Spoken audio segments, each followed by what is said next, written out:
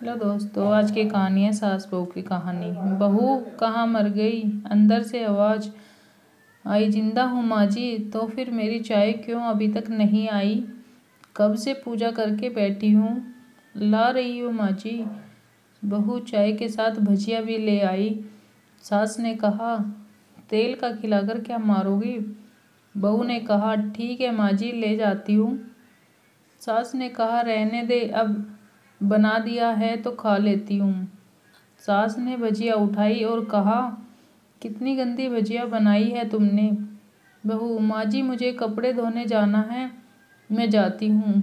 बहू दरवाजे के पास छिपकर खड़ी हो गई। सास भजिया पर टूट पड़ी और पूरी भजिया खत्म कर दी।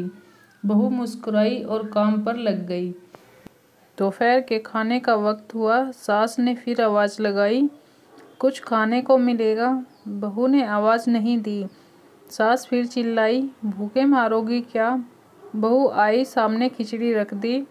सास गुस्से से, ये क्या है? मुझे इसे नहीं खाना, इसे ले जाओ। बहू ने कहा, आपको डॉक्टर ने दिन में खिचड़ी खाने को कहा है, खाना तो पड़ेगा ही। सास मुंह बनाते हुए, हाँ तू मेरी माँ बन जा। बहू फिर मुस्कुराई और चली गई। आज इनके घर पूजा थी। सुबह बहू 4 बजे से उठ गई। पहले स्नान किया, फिर फूल लाई, माला बनाई, रसोई साफ की, पकवान और भोज बनाया। सुबह के 10 बज गए। अब सास भी उठ चुकी थी। बहू पंडित जी के साथ भगवान के वस्त्र तैयार कर रही थी। आज ऑफिस की छुट्टी भी थी। उनके पति भी घर पर थे। पूजा शुरू हुई। सास चिल्लाती हुई, बहू ये नहीं है, वो नहीं है। बहू दौड़ी दौड़ी आती और सब करती। अब दोपहर के 3 बज गए थे। आरती की तैयारी चल रही थी। पंडित जी ने सबको आरती के लिए बुलाया और सबके हाथों में थाली दी। जैसे ही बहू ने थाली पकड़ी, थाली हाथ से गिर पड़ी। शायद भोज बनाते हुए बहू के हाथों में तेल लगा था, जिसे वो पोंछना भूल गई थी। सारे लोग तरह तरह की बातें करने लगे। कैसी बहू है, कुछ नहीं आता, एक काम भी ठीक से नहीं कर सकती, ना जाने कैसी बहू उठा लाई, एक आरती की थाली भी संभाल नहीं सकी।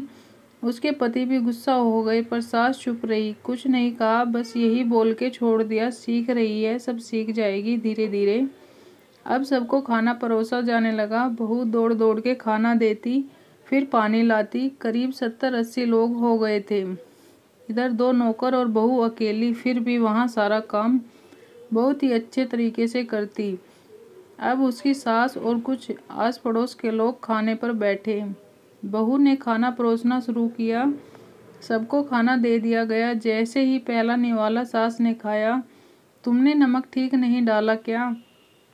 एक काम ठीक से नहीं करती, पता नहीं मेरे बाद कैसे ये घर संभालेगी।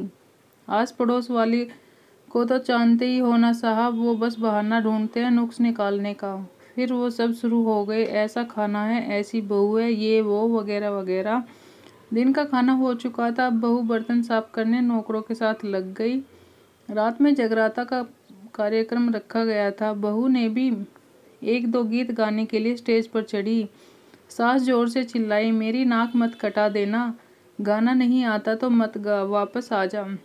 बहू मुस्कुराई और गाने लगी। सबने उसके गाने की तारीफ की, पर सास मुंह फुलाते हुए बोली, इससे अच्छा तो मैं गाती थी जवानी में, तुझे तो कुछ भी नहीं आता। बहू मुस्कुराई और चली गई। अब रात का खाना खिलाया जा रहा था। उसके पति के ऑफिस के दोस्त साइड में ही ड्रिंक करने लगे। उसका पति चिल्लाता, थोड़ा बर्फ लाओ, तो सास चिल्लाती, यहाँ दाल नहीं है। फिर चिल्लाता, कोल्ड ड्रिंक नहीं है, पापड़ लाओ। इधर इधर उधर आखिर में उसके पति की शराब गिर पड़ी उसके एक दोस्त पर और बोतल टूट गई। पति गुस्से में 2 झापट अपनी पत्नी को लगाते हुए कहता है, जाहिल कहीं की, देखकर नहीं कर सकती, तुझे इतना भी काम नहीं आता। सारे लोग देखने लगे। उसकी पत्नी रोते हुए कमरे में दौड़ी। फिर उसके दोस्तों ने कहा, क्या यार, पूरा मूड खराब कर दिया, यहाँ नहीं बुलाया होता, हम कहीं और पार्टी कर लेते। कैसी अनपढ़ गंवार बीवी ला रखी है तूने, उसे तो मेहमानों की इज्जत और काम करना तक नहीं आता। तुमने तो हमारी बेइज्जती करा दी। अब आस पड़ोस की औरतों को और बहाना मिल गया था। वो कहने लगी, देखो क्या कर दिया तुम्हारी बहू ने, कोई काम की नहीं है। मैं तो कहती हूँ अपने बेटे की दूसरी शादी करा दो, छुटकारा पाओ इस गंवार से।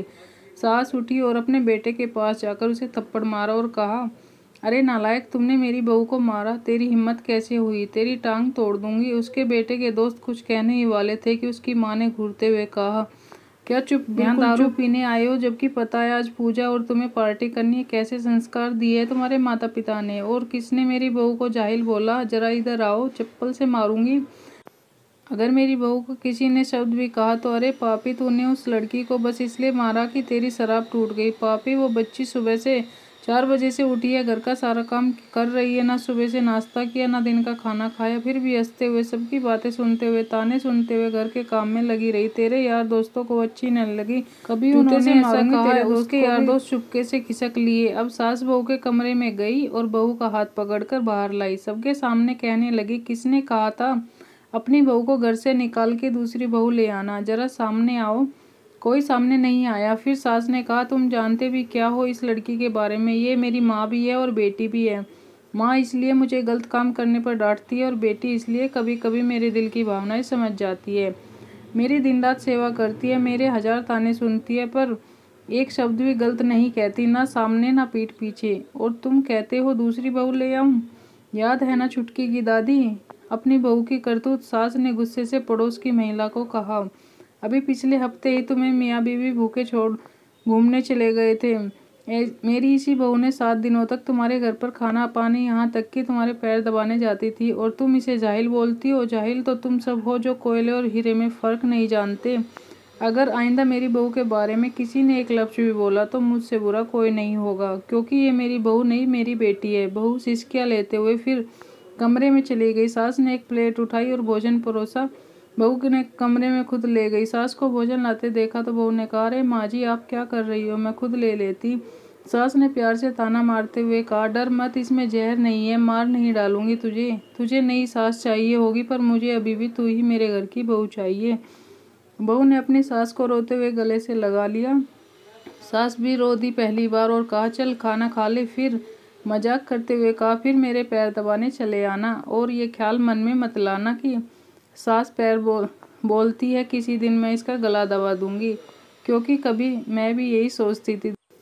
तो दोस्तों, आज की कहानी कैसी लगी कमेंट बॉक्स में ज़रूर बताना। मिलती है किसी नई स्टोरी के